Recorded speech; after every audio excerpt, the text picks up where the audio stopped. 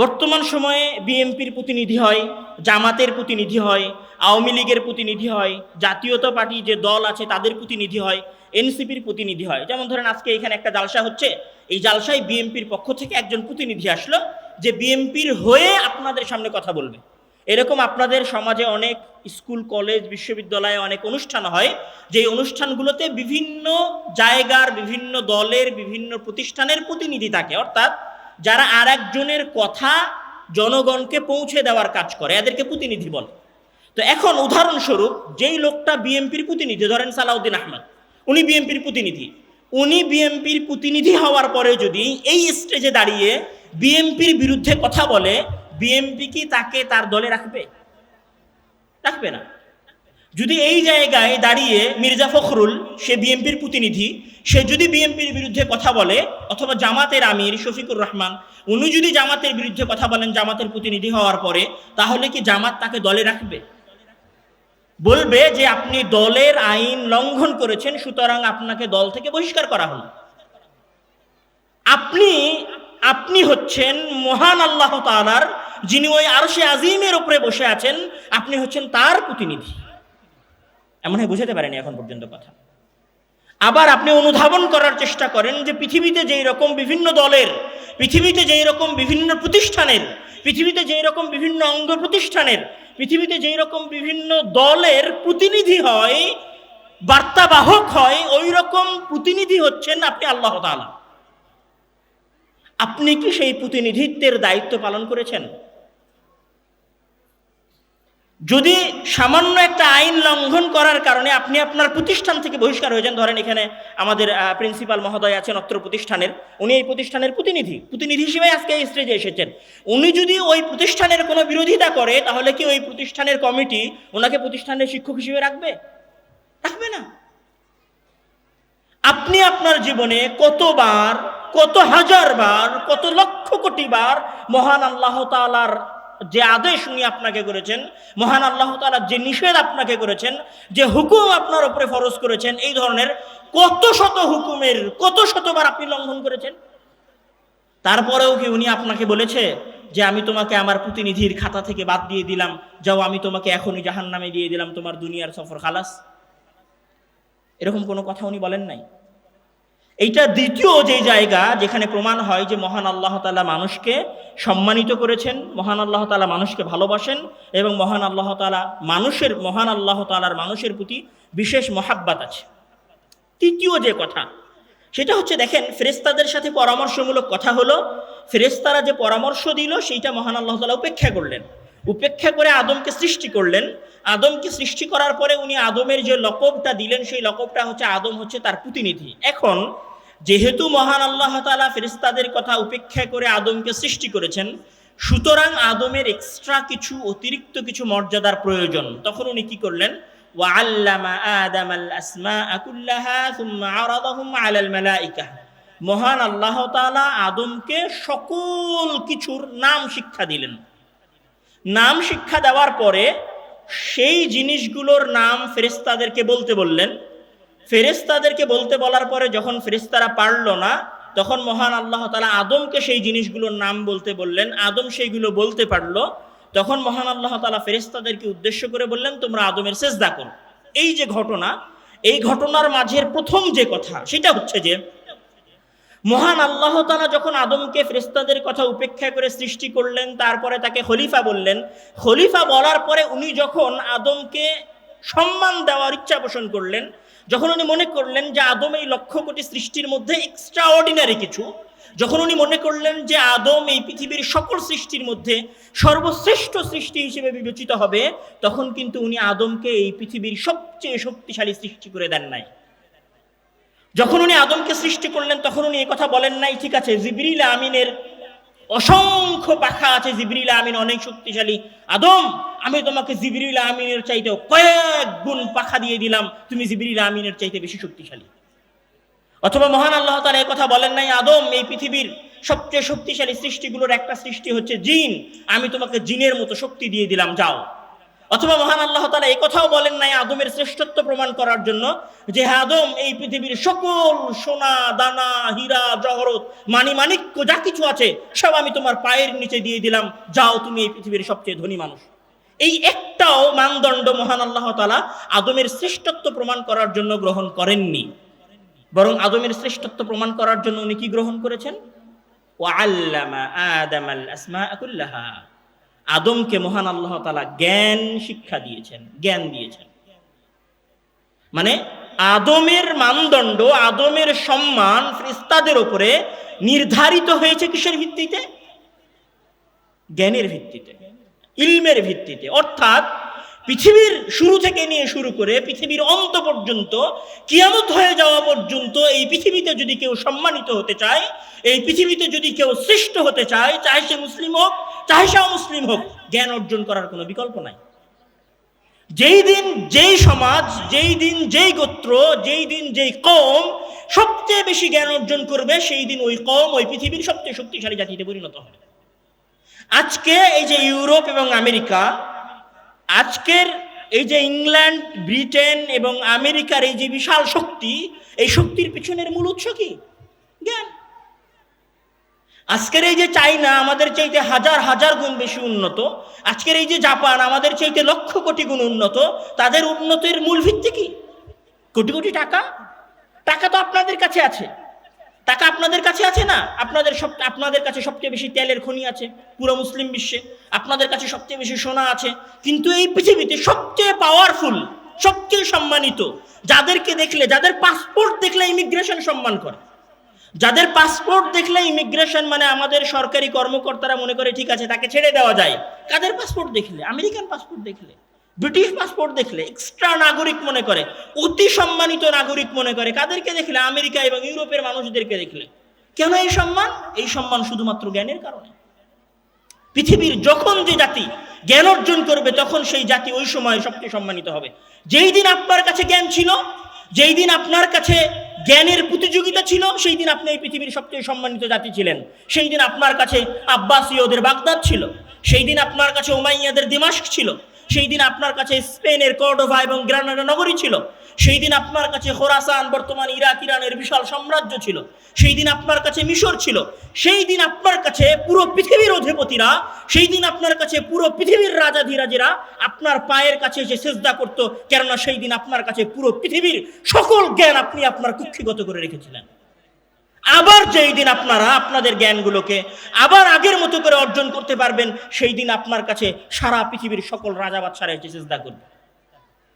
আশ্চর্যের বিষয় হচ্ছে আমাদের আজকের মুসলিম বিশ্বের যখন কোনো মুসলিম রাজা ট্রাম্পের মতো একটা অমুসলিম রাজার সাথে কোনো একটা চুক্তি করে, তখন মুসলিমেরা সেই চুক্তি নিয়ে উল্লাস করে, ভাবি ওয়াও ট্রাম্পের সাথে চুক্তি হয়েছে, কি হাসিল হয়ে গেল। আমি যখন এই পোস্ট দেখি এবং ফেসবুকে এই উল্লাস দেখি, তখন আমি ভাবি যে একদিন আমাদের এইরকম দিনও ছিল, যেই দিন হারুন আর রশিদ বাগদাদে বসে অর্ধ পৃথিবী শাসন করেছেন, আর ইউরোপিয়ানরা এসে হারুন আর রশিদের সাথে একটা শান্তি চুক্তি করে গিয়ে দেশে উল্লাস করত, ওয়াও হারুন আর রশিদের সাথে শান্তি চুক্তি হয়েছে, আজকে আমাদের কেউ ক্ষতি করতে পারবে না। এইটা আপনাদের দৃশ্য ছিল। কিন্তু আজকে আপনারা যখন জ্ঞান অর্জন করেন নাই, তখন আপনারা অন্যের করুণার, অন্যের দয়ার মুহতাজ হয়ে গেছেন। আপনারা এত বেশি অসম্মানিত হয়েছেন আপনাদের জ্ঞান না থাকার কারণে, আপনারা এত বেশি লাঞ্ছিত হয়েছেন আপনাদের জ্ঞান না থাকার কারণে, আপনারা এত বেশি ক্ষুদ্র নগণ্য প্রাণীতে পরিণত হয়েছেন জ্ঞান না থাকার কারণে, যে গাজায় 50,000 মানুষকে দিনে দুপুরে ইসরায়েল নির্মমভাবে হত্যা করেছে। সারা পৃথিবীর মুসলিম বিশ্বের কোন শাসকেরা কেউ মুখ দিয়ে একটা টু শব্দ পর্যন্ত উচ্চারণ করতে পারে নাই। আপনারা এত ক্ষুদ্র হয়ে গেছেন জ্ঞানের বিবেচনায়, আপনারা এত অপমানিত হয়ে গেছেন জ্ঞানের বিবেচনায়, আপনারা জ্ঞান অর্জনের প্রতিযোগিতায় এত নিচে নেমে গেছেন যে আপনাদের এই যে বিশাল জুলাই আন্দোলন হলো, 29,000 মানুষ আহত হলো, 1500 থেকে 2000 মানুষ নিহত হয়ে গেল। বাংলাদেশের টপ ক্লাস যে পত্রিকা প্রথম আলো, তারা আপনাদেরকে ওইভাবে কভারেজ করলো না। বাংলাদেশের টপ ক্লাস যে পত্রিকা ডেইলি স্টার ওইভাবে কভারেজ করলো না। হাদি দিনে দুপুরে গুলি খেয়ে মারা গেল, হাদির বিচার হলো না। কোন শাসক হাদির বিচারের, বাংলাদেশের কোন উচ্চ পর্যায়ের নেতাকর্মীরা আমাদের উচ্চ পর্যায়ের দায়িত্বশীলরা হাদির হত্যার নিয়ে বিচারের দাবি করলেন না। কিন্তু যেই দিন ছায়ানটে হামলা হলো, যেই দিন প্রথম আলোর অফিসে হামলা হলো, দেখেছেন রাতের অন্ধকারে কিভাবে বাংলাদেশের সকল সরকার থেকে নিয়ে শুরু করে বিভিন্ন দলের নেতাকর্মীরা লেজ গুটিয়ে প্রথম আলোর সামনে আত্মসমর্পণ করা শুরু করেছে। দেখেছেন আপনারা সেই দৃশ্য, আমাদের চাইতে ভালো আপনারা দেখেছেন। কেন? একটা প্রথম আলোর শক্তি বাংলাদেশের হাজার হাজার তাওহীদি জনতার চাইতে বেশি, একটা ছায়ানটের শক্তি বাংলাদেশের হাজার হাজার মুসলিম নারায়ে তাকবীর আল্লাহু আকবার বলে স্লোগান দেওয়া মানুষের চাইতে বেশি। কেন? কেননা তাদের কাছে জ্ঞান আছে। আপনি দেন নারায়ে তাকবীর আল্লাহু আকবার স্লোগান দেন, আপনি নারায়ে তাকবীর আল্লাহু আকবার স্লোগান দিয়ে 10,000 20,000 রাস্তায় পড়ে মরে থাকেন, তাতে কি আসে যায়? মরে যায় নাই গাজায়, কি হয়েছে? আপনিও মরে যাবেন, এদেশে কিচ্ছু হবে না। হাদির মতো শত শত হাদি এই বাংলার বুকে মারা যাবে, কিচ্ছু হবে না, যতদিন পর্যন্ত না আপনারা জ্ঞানে উন্নত হবেন, যতদিন পর্যন্ত না আপনারা বিজ্ঞানে উন্নত হবেন, যতদিন পর্যন্ত না আপনারা ইলমে উন্নত হবেন। কেননা মহান আল্লাহ তাআলা মান সম্মানের মানদণ্ড নির্ধারণ করে দিয়েছেন। যেই দিন আদম আলাইহিস সালামকে সৃষ্টি করেছিলেন, সেটা হচ্ছে জ্ঞানের মানদণ্ড। এটা হচ্ছে প্রথম কথা। দ্বিতীয় কথা হচ্ছে যে মহান আল্লাহ তাআলা যখন আদমকে জ্ঞান শিক্ষা দিলেন, তখন উনি এইখানে দুইটা শব্দ ব্যবহার করেছেন। সেই দুইটা শব্দ কি? হয়তো আমার আলোচনা একটু একটু কঠিন হতে পারে। আমি আসলে আব্দুল্লাহ ভাই বা আব্দুর রহিমের মতো বা আব্বুর মতো একদম টপ ক্লাস টাইপের লেকচার না, আমার বক্তব্য দেওয়ারও খুব অভ্যাস নাই। সো আমি আমার ওই জায়গা থেকে ক্ষমা চেয়ে নিচ্ছি, তারপরেও আমি আমার জায়গা থেকে সর্বোচ্চ বোঝানোর চেষ্টা করব। মহান আল্লাহ তাআলা যখন আদমকে বললেন যে ওয়াআল্লামা আদামা, আদমকে উনি শিক্ষা দিলেন, তখন উনি বলেছেন আল আসমা কুল্লাহা। আল আসমা ইসমুন মানে হচ্ছে নাম, আর ওইটার বহু বচন আমরা যেমন বলি যে এক বচন, দুই বচন, বহু বচন মানে একের অধিক হলে সেটাকে দুই বচন বলে, দুইয়ের অধিক হলে মানে দুইজনের বেশি হলে সেটাকে বহু বচন বলে। তো মহান আল্লাহ তাআলা আদমকে আল আসমা নাম শিখিয়ে দিয়েছেন, এটা হচ্ছে প্রথম কথা, মনে রাখেন। দ্বিতীয় কথা হচ্ছে আপনাদেরকে একটু উদাহরণ দিয়ে বুঝাই, যে সূরা ফাতিহার মধ্যে আছে যে আলহামদুলিল্লাহি রাব্বিল আলামিন। আলহামদুলিল্লাহি রাব্বিল আলামিনের অর্থ কি? সমস্ত প্রশংসা আল্লাহ তাআলার জন্য। এই যে হামদুন মানে প্রশংসা, লিল্লাহ মানে আল্লাহর জন্য, রব্বুল আলামিন মানে বিশ্ব জগতের প্রতিপালক। বিশ্ব জগতের প্রতিপালক আল্লাহ তাআলার জন্য প্রশংসা। কিন্তু আমরা যে অনুবাদ করার সময় করি সমস্ত প্রশংসা বিশ্ব জগতের প্রতিপালকের জন্য, এই সমস্ত অর্থটা কোথায় থেকে আসলো?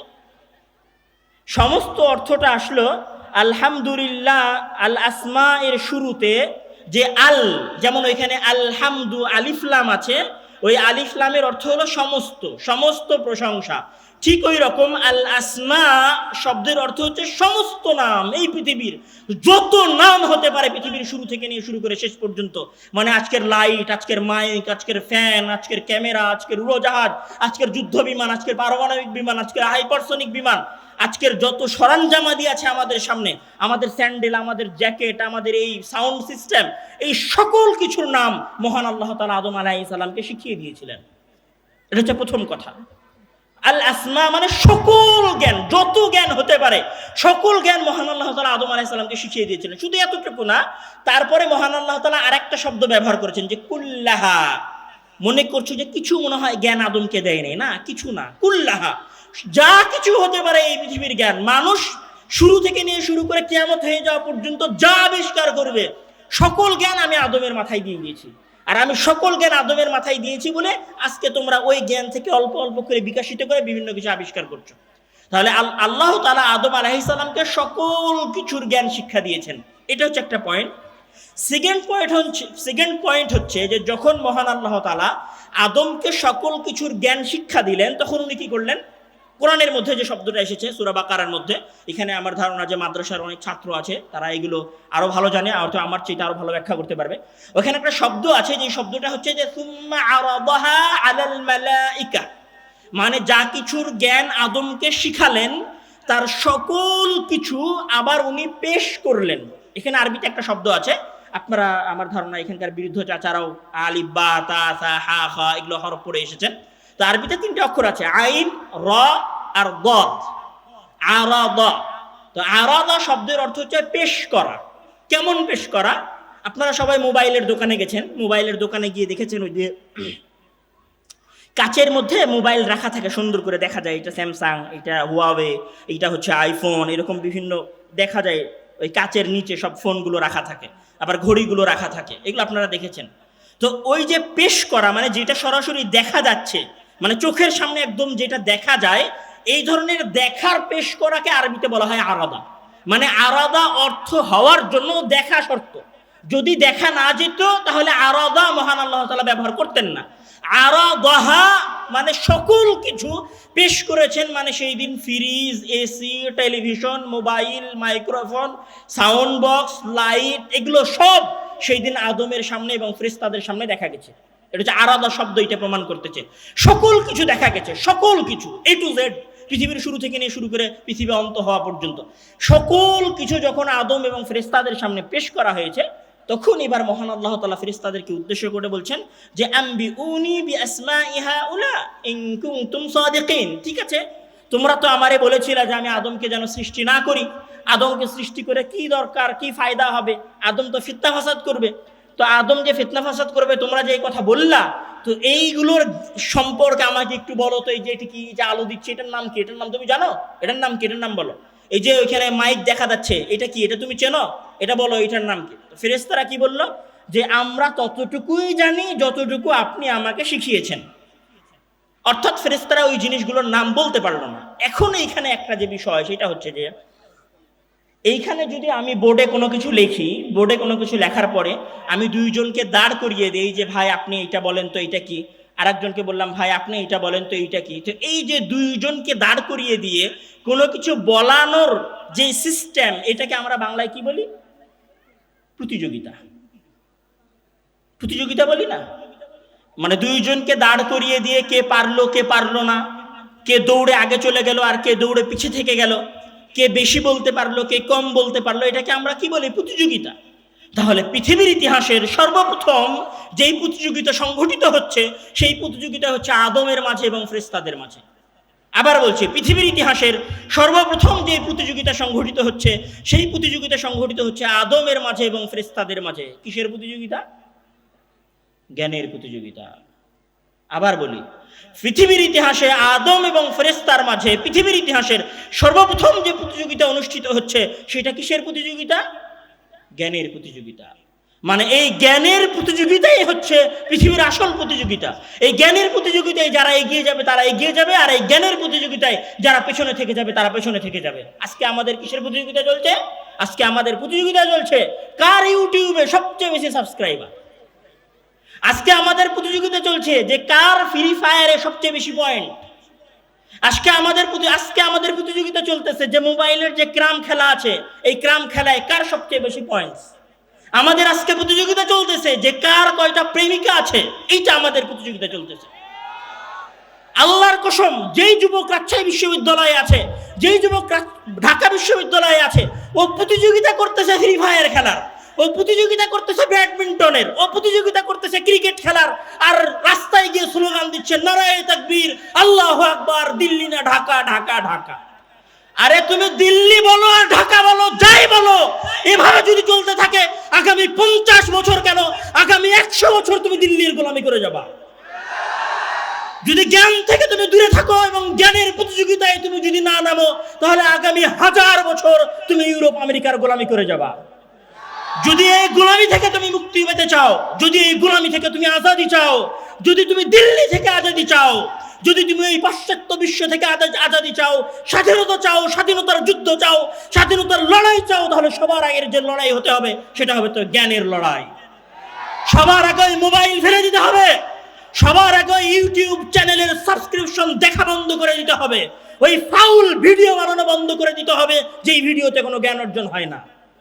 সবার আগে হাসির ভিডিও বানানো বন্ধ করে দিতে হবে, ওই ফালতু গান বানানো বন্ধ করে দিতে হবে, ওই ফালতু ইউটিউবের এবং টিকটকের ভিডিও বানানো বন্ধ করে দিতে হবে।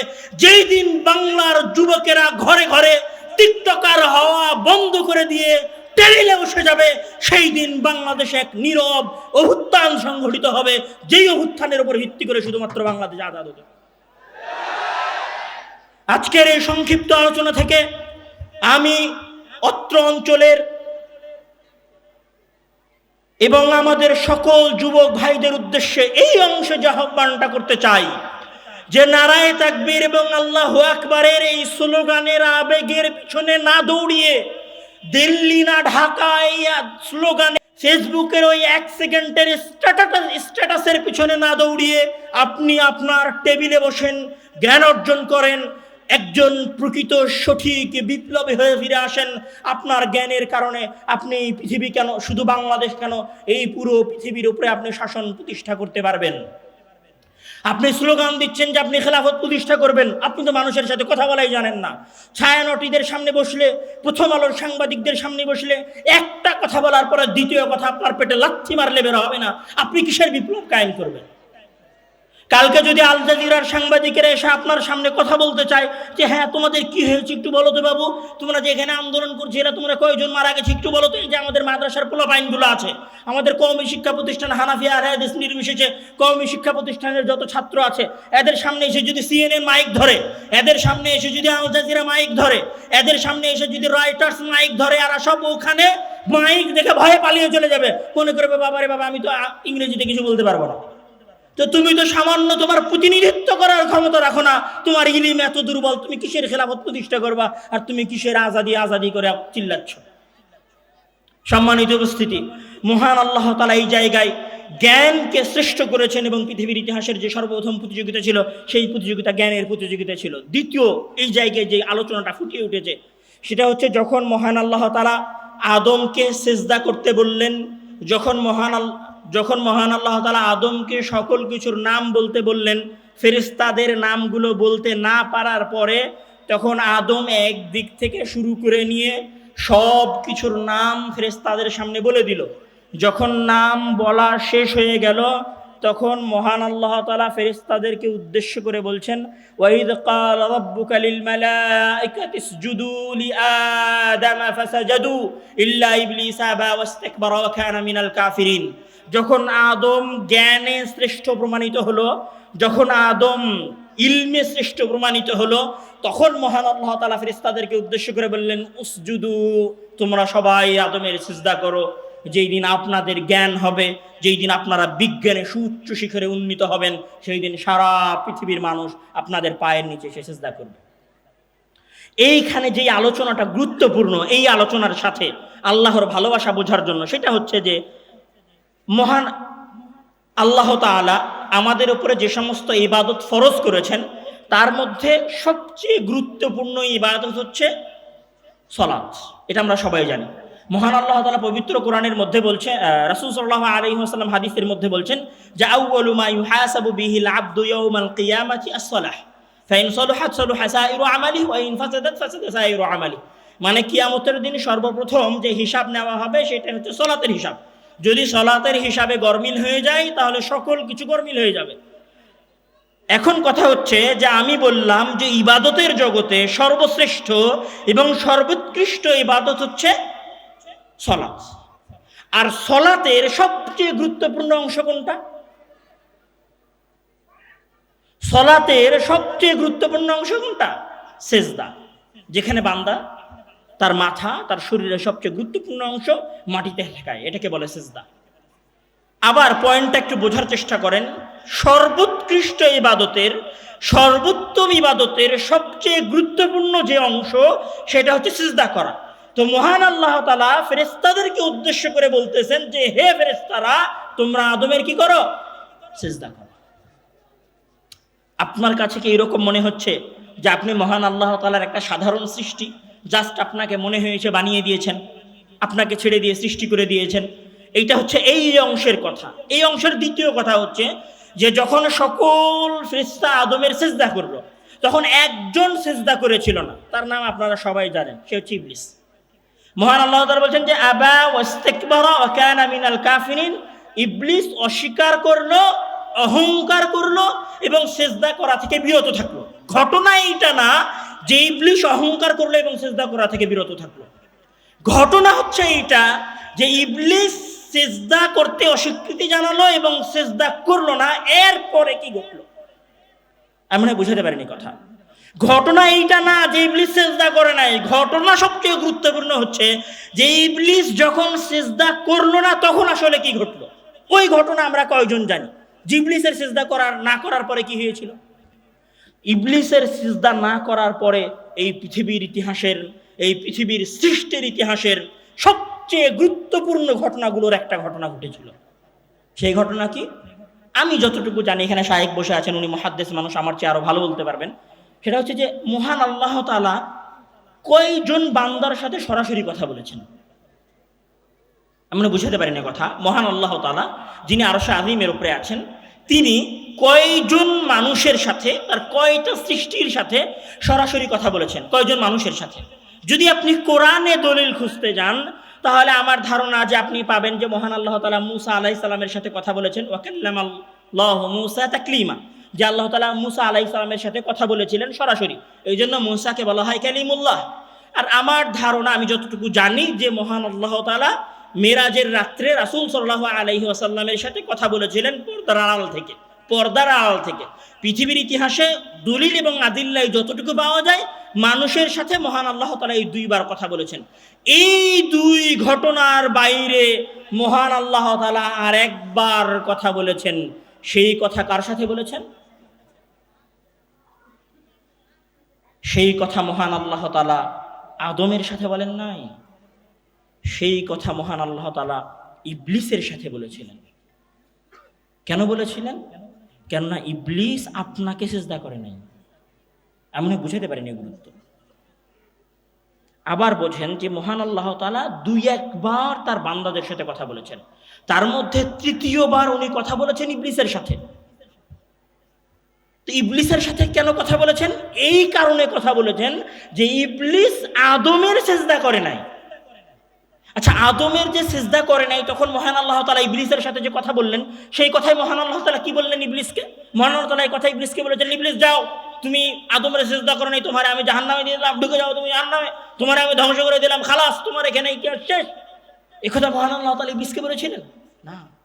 আপনি ওই আয়াতটা পড়েন, ওই আয়াতের মাঝে আপনি যে দরদ, যে মায়া, যে ভালোবাসা খুঁজে পাবেন মানুষ সৃষ্টির প্রতি। মহান আল্লাহ তাআলা বলছেন, মহান আল্লাহ তাআলার ভাষা, মহান আল্লাহ তাআলার কথা, যেটা মহান আল্লাহ তাআলা কোরআনের মধ্যে উল্লেখ করেছেন। তিনি বলছেন, ক্বালা ইয়া ইবলিসু মা মানাআকা আন তাসজুদা লিমা খালাকতু বিয়াদাইয়া।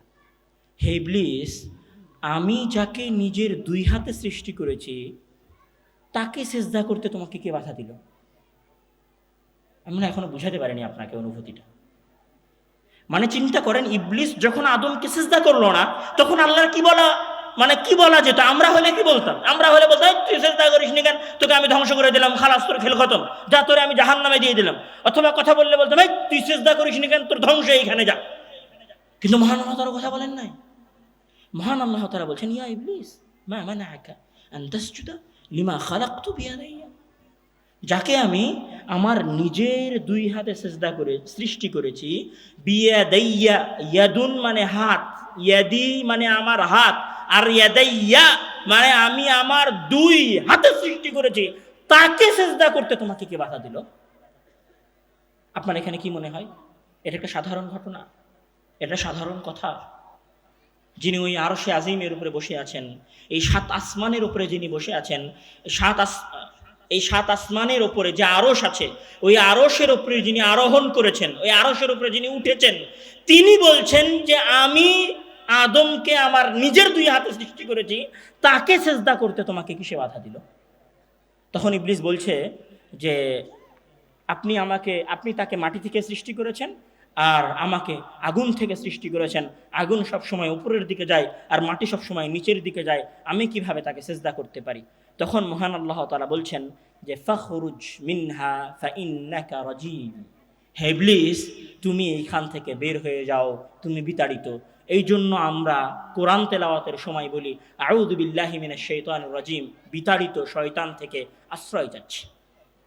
ঘটনা এখানেই শেষ না, এরপরের ঘটনাটা হচ্ছে আরো ভয়ঙ্কর।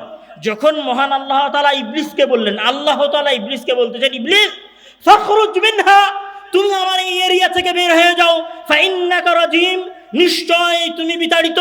তখন ইবলিসের কথা মহান আল্লাহ তাআলা পবিত্র কোরআনের মধ্যে নকল করছেন।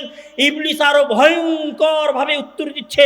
তখন ইবলিস বলছে, আরাআইতাকা হাযাল্লাযী কাররামতা আলাইয়া, হে আল্লাহ আপনি শুনে রাখেন, আপনি দেখে নিয়েন, হাযাল্লাযী কাররামতা আলাইয়া, আপনি যে আদম এবং আদম সন্তানকে আমার উপরে সম্মানিত করেছেন, লাইন আখারতানি ইলা ইয়াউমিল কিয়ামা, যদি আপনি আমাকে কিয়ামত পর্যন্ত বাঁচিয়ে রাখেন, লা আহতানিকান্না যুররিয়াতাহু ইল্লা কালিল, আমি আদমের প্রত্যেক সন্তানকে, আমি আদমের পরবর্তী বংশধরকে লা আহতানিকান্না, লা আহতানিকান্না, লা আহতানিকান্না,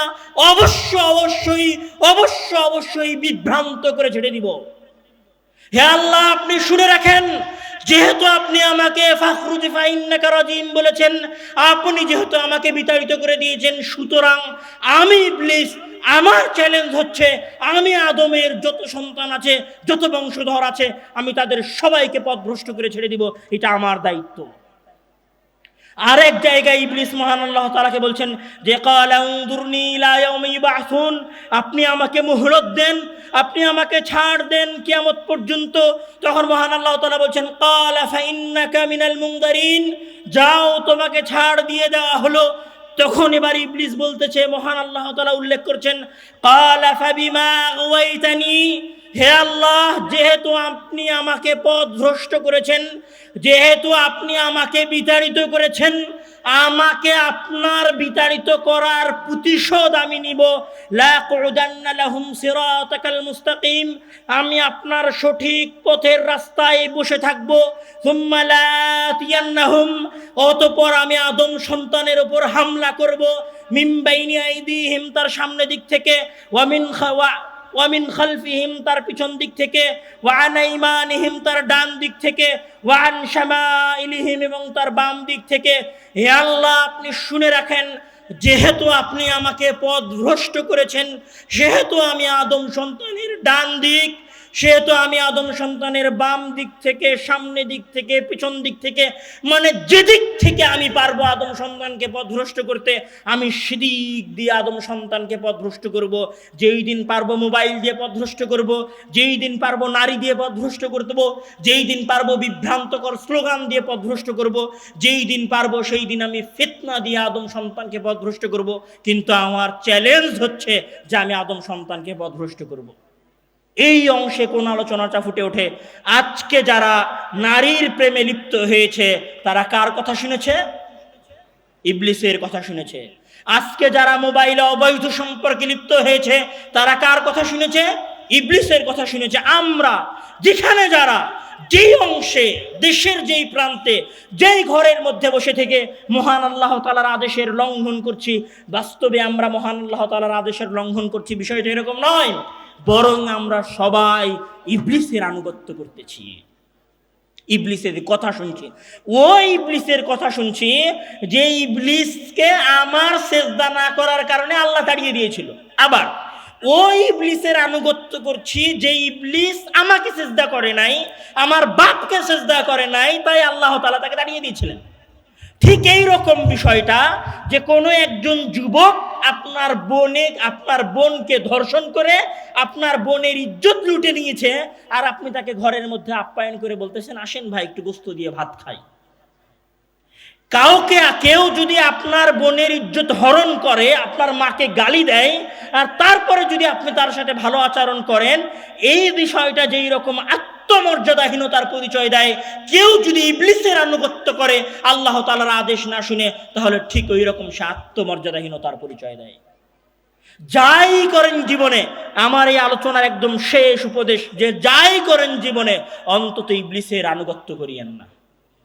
যাই করেন জীবনে, আপনি যেমন আপনার বাবার খুনিকে মাফ করতে চান না, আপনি যেমন আপনার মাকে একটা মানুষ গালি দিলে পাল্টা গালি দিয়ে দেন, আর ইবলিস তো আপনার বাপের সেজদা করে নাই, ইবলিসকে তো আপনার বাপের সেজদা না করার কারণে, আপনার সেজদা না করার কারণে আল্লাহ তাড়িয়ে দিয়েছিল।